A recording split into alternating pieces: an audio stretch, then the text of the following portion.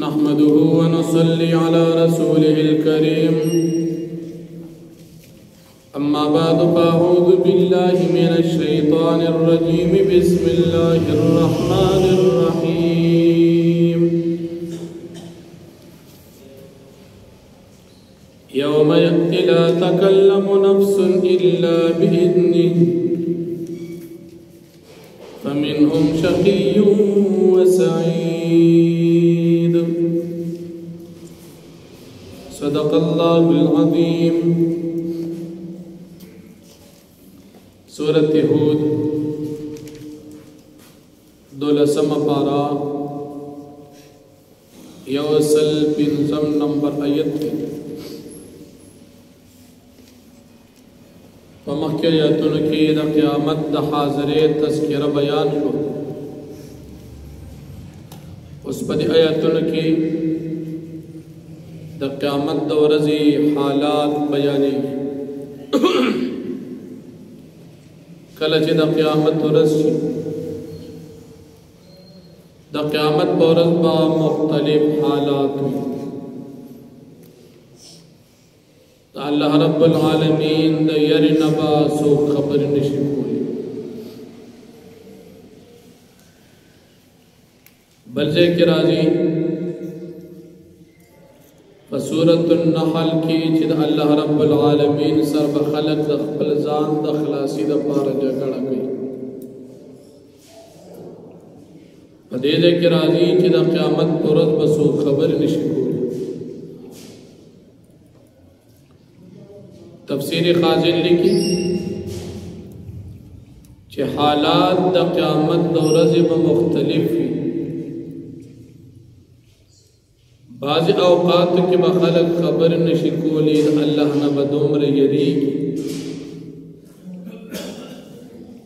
بعض اوقات کې به د خپل ځان د خلاصولو دپاره زړه ورکړي او کوشش به کوي چې ځان خلاص کړي د عذاب نه چې کوم دی کې د خبرو تذکره ده دا وخت جدا دی او کوم ځای کې چې د خاموشۍ تذکره ده دا وخت جدا دی ځکه د قیامت یوه ورځ د دنیا د 50,000 کاله برابر ده دا بس لږ ساعت دی چې خاموشۍ کې به تېره شي او یا به په خبرو کې تېره شي غټه ورځ ده بیا الله جل شانه فرمایي په دې قیامت کې چې خلک حساب کتاب میدان ته ودرېږي په دې کې او بعضې کسان بدبخت وي او بعضې به نیکبخت وي شقی او سعید شقی بدبخت انسان تفسیر کبیر لکھی بدبخت انسان کی 15 علامات دی یو علامه دا چې دل به هیڅ کله جړه نه ورځي دی به الله ته بالکل نشي جړلی دویم علامه دار چې زړه به ډېر زیات سختی په هیڅ څیز بې پروا نه راځي دریم علامه دا ده چې دنیا به ډېره زیاته خوښوي څلورم علامه دا ده چې دنیا کې به امیدونه ډېر زیات وي او پنځم علامه دا ده چې دا به بې حیا او بې شرمه وي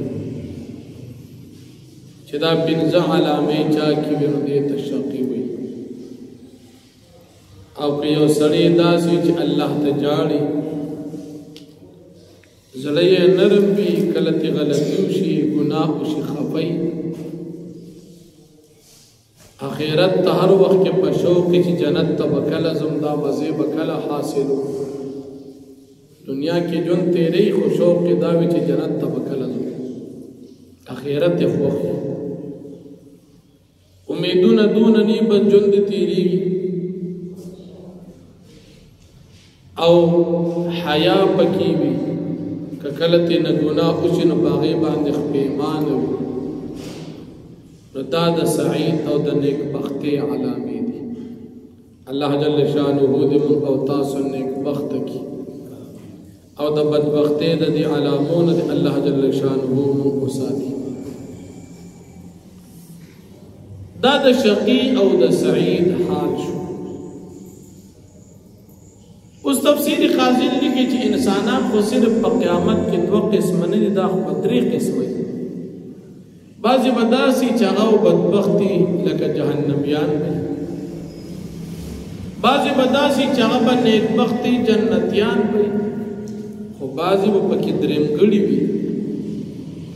چې دا چا نیکې او ګناهونه برابر شول نو دا پکې درېمګړي شول. یا دا لیونیان مجنونان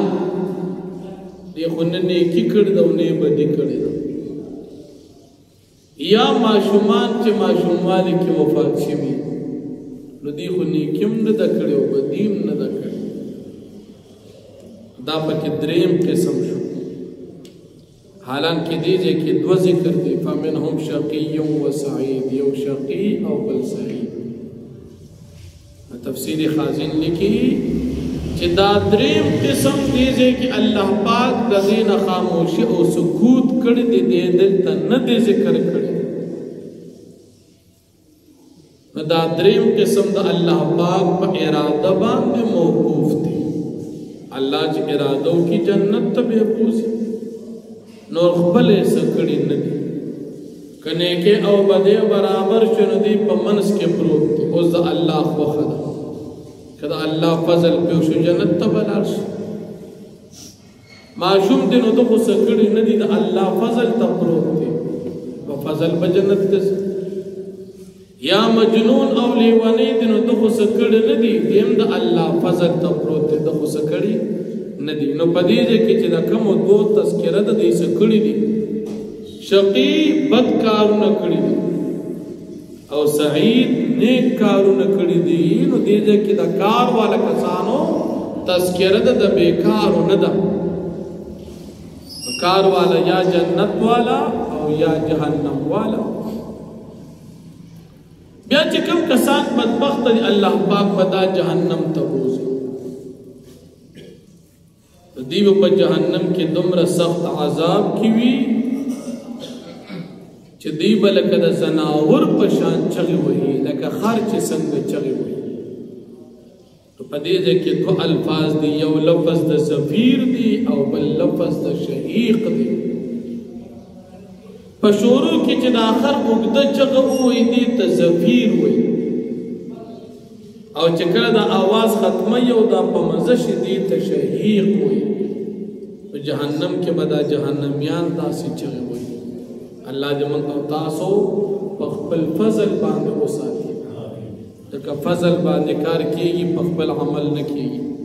کوشش به کې فضل به غواړي، ځکه عمل کمزور دی. دی به داسې چغې وایي.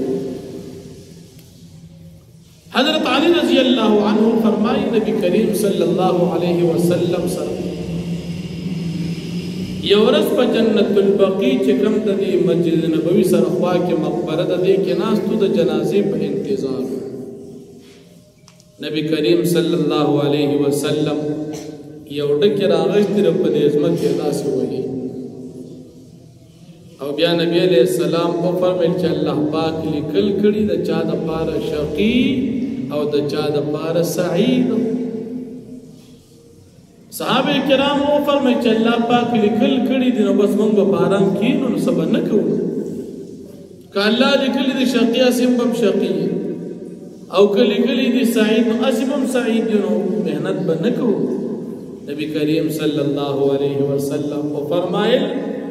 دا محنت کول دا خپل اثر او علامه د ستا د سعید یا د شقي کې دی. که ته د نیکۍ محنت کې نو ستا لیکل شوي دي سعید، او که ته د بدۍ محنت کې نو ستا لیکل شوي دي شقي. نو دا څوک چې بدي کوي ده ته شقي لیکلی شوي دي، د هغې دپاره کوشش کوي. او دا څوک چې نیکي کوي نو ده ته لیکلی شوي سعید دی، نو دی خپل روان دی په خپل رفتار باندې. هر انسان ته خپل رفتار آسان دی. شقی ته ګناه آسان دی او سعید او نیکبخت ته نیکی آسان دی. هر چا ته لیکل شوي خو تا ته خو پته نه لګي چې څه لیکلي خو تا ته الله پاک پیغمبر او شریعت را لېږلی دی نو ته ګوره کم خاص یې نو که ته نیکۍ ته ځې پوه شه چې ته په سعیدو کې او که نه ستا نیکي نه او ګناه طرف ته ډېر ځې نو پوه شه چې ته په سعیدو کې نه په شقي کې دا خو د دې شقي او د سعید مسله شو بیا الله جل شانه فرمایي چې دا شقیان دا به همیشه د پاره په جهنم کې الا ما شاء ربک مگر الله پاک وګور بعض اشقیاء او بدبخت بداسي چې جهنم ته ولاړ شي د ګناهونو د وجه به جهنم ته لاړ شي الا ما شاء ربک مگر که الله پاک وګواړي نو دی به همیشه جهنم نه بچي لکه مسلمان گناہونے کڑی دے بدبخت دے ایمان ور سرشتا اللہ با اغواری دی بد جہنم نراؤزی جہنم نہ پسر ہوزی یا با دا گناہ پسزا حاصل اولو بان بلچ گناہ سمرہ کڑی دا سزا ملو شروع بزی اللہ ما شاء ربک بیابم روزی دا اللہ پاک بخوخ و بفضل او یا بداسی چی پیغمبر علیہ السلام یا حافظ یا شہید یا عالم پا شفاعت باندی بروزی دیب مستحب دا دیوی چی دی لال چی دا گناہ دا وجی جہنم تا خود دا پارا شفاعت کشو ندی دا جہنم نرا خلاص شو او جنت تلال او یا بدی مفت کی جنت تلاش لکہ نبی کریم صلی اللہ علیہ وسلم فرمائی کہ اللہ جل شانہ بزمات امت او یا زرکسان بی حساب جنت تداخلی حضرت عکاشہ رضی اللہ عنہ ناستو ویجما تدعو کی چا اللہ پاک مام دغا مفت کی جنت تداخل ولو کی داخل نبی علیہ السلام کو فرمائل وی تو پا دغی مفت کی جنت داخل دن کو کشوی یو صاحب بل پاسدگی ماتم دعاو کی نبی علیہ السلام کو فرمائل تانا حکاشا نمبر یوڑو اللہ جل شانہ بدا بدبخت جہنم تا داخلی حک اللہ اقوار مد جہنم نبی بچ کی نبی تاستما داغی دری وجہ بیان یو اللہ اغواری مفت کی وجہ جہنم نہ بچ کی او یا زرک سالو کی یا بد گناہ سزا حاصل کی داغین بعد با اللہ اغواری جنت تبلال شی او یا بد علماء دا شہیدان دا حافظان دا پیغمبر علیہ السلام پا شفاعت باندی دا جہنم نرا خلاص شی نو اللہ با اغواری جنت تبلال شی بدبخت با ہم زی اغا بدبخت بزی چکم مسلمان دے گناہونے کڑی دی او کا کافر دی نو دا کافر دا پارا جنت دا دل دا محال دی اللہ پاک فیصلہ کڑی دا چی دی با بالکل نزی او مسلمان بزی لیکن حدیث مبارک کی رازی طول کے آخیرنی جنتی مقتاس تا جمعہ کے مواقعہ ذکر شیو آخیرنی جنتی چی جنت تزی دو بصرف کلمہ ہوئی دی کلمی دا وجب اللہ پاک دی دا جہنم نروباسی او دا بتاسی شوی لکہ حدیث دا بخاری شریف تی لکہ اسکارو بتی جوڑ شوی او بیا چکل دی رہوباسی فرشتو تب اللہ پاک کو فرمائی چھ دی پا دی حیات والا ابو کی علام ہوئی دی با دا غی سردا سرا تازشی لکہ سنگ چھ دا فصل باندی ابو سے لاب تیر شو تیغ روج و سفارا تازشی اغین بعد با اللہ پاک دے جنت داخل کی داب آخیرنی جنتی اللہ ما شاء ربک اللہ جل شانہ چھ سو اگواری او بیا چکم کسان نیکان دی اللہ جل شانہ بدا ہمیشہ دا پار جنت داخل کی خو بیان دا اللہ ارادہ رکا اللہ غواری نراوستی یشی جی جنت نے رو باسی لیکن اللہ جل شانہ فیصلہ کردی دا چھ مومن جنت تیو پیر داخل شی دا بدا جنت نبیا نروزی او کہ کافر جہنم تا داخل شی دی بدا جہنم نبیا نروزی او که مومن جهنم ته داخل شي دی به خامخا یو وخت الله پاک روباسي د ایمان د وجه او بیا نبی علیہ السلام تعالی جل شانه تسلی ورکي چې دا مشرکان کافران ستا خبره نه مني او د بتانو عبادت کوي په دې خپکیږما دوی ته به زه داسې سزا ورکوم چې هغه به نه ختمېدونکې سزا وي چې دا به د جهنم سزا وي نو فرمایي یوم یأتی لا تکلم نفس یاد کا ورځ چې رابشي هغه ورځ لا تکلم نفس خبرې به نشي کولی یو نفس الا باذنی مگر په اجازت د الله پاک فمنهم پس باز کسان به پدی کی شقی بدبختوی و سعید نو باز بانیک بختوی فاما الذین شقوا ففي النار پس کسان چغی بدبختوی دا بجهنم کی لهم فيها زفیر و شهیق د دوی لپاره به تیز اوازونه لکه د زناور وي و شهیق نو په مزه اوازونه تاسو موي زفیر خرج आवाज کی او شروع کی او شهید چې کله आवाज ختمي دا جهنميان په جهنم کې داسې چغي وي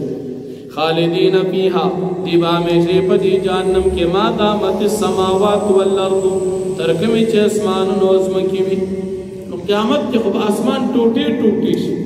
تفسیر خازن لیکي کم یو سستانه پر د بستاده پر د اسمان نستانه خو بخام خبره فیضاوی د قستاده پر اسمان دی او زمکه به وي خو د زمکې حال بیا دوه قسمه دي یا به د زمکه ټول په ټوله بدله شي لکه حدیث مبارک کې راځي چې دا به د سپینې ملغلرې په شان شي یا د سپینو زرو په شان به صفا بله زمکه شي او یا به عمده زمکه وي خو دې کې چې کوم ښکتهوالی او پورتهوالی او غرونه او نهرونه دي دا به ټول په ټول ختم شي هوار میدان به لکه د ډوډۍ پاتې شي لکه حدیث کې راځي دا ډوډۍ چې خلک هغه کی اخره کې دا مکمل هواري دغه شان به د ازمکه الله جل شانه هوار کی په دې کې بنخ کتوالی نه به پورتوالی لکه اوس پکې غرونه شته نهرونه شته ښکته شته بره شته کاڼې شته شګه شته اوبه شته دا شی به بیان مکمل هواره دا ځمکه به هم وي اسمان به دانی لیکن بره خو به خامخا وي دغه ځای کې وایي دا اشاره د دې ته چې همیشه همیشه دپاره به دا خلک جهنم کې کافران الا ما شاء ربك مگر ک الله جل شانه وغواړي ان ربك فعال لما يريد یقینا استرب کون کې دا غسد سچ غواړي واما الذين سعدوا او راکسا جغي نیک بخت دي ففي الجنه دا بجنت کی وی خالدین فيها دی بامیشی پدی جنت کی ما دامت السماوات والارض ترکم چې اسمان نظم کی الا ما شاء ربك مگر ک الله پاک وغواړي عطا انداد الله ورکړه دا غیر مجدود نه ختمیدون کی جنت نه ختمیدو والا نعمت الله دې موږ تاسو ته نصیب کړي فلا تکو پس تمکیگا فی مریتن پشک پیغمبر علیہ السلام مما دا غسنا یعبدو هؤلاء چی دا کافران عبادت کی دای خدایانو چی دیتا با سزا نملاوی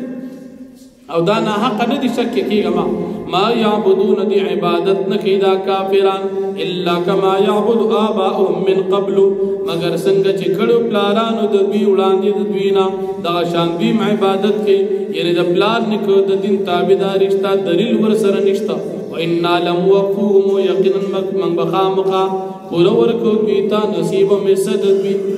غیر منقوص نه ختمیدون کی نو دی له پورا بدل موږ د جهنم عذاب ورکو دي کې به کمی کوتاهی دي تا نه پاتې کیږي واخر دعوانا الحمدلله رب العالمین الحمدلله